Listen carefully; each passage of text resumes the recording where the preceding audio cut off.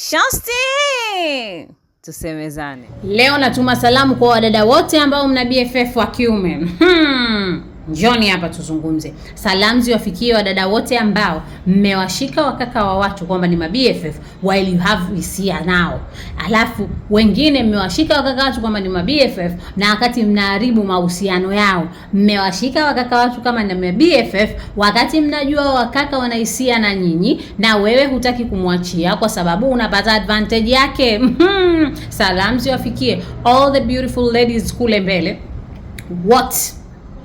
Ambao mmewashika watu kaka watu ambao mnawaita BFF for your own benefit. Release them. If you don't need them, release them. Mwache. Kama humtaki mwache, usimshikilie kwamba he is my BFF lakini unajua kabisa behind the BFF what do you mean, na unampotezea muda kaka watu. Temana naye kama hutaki kuwa BFF.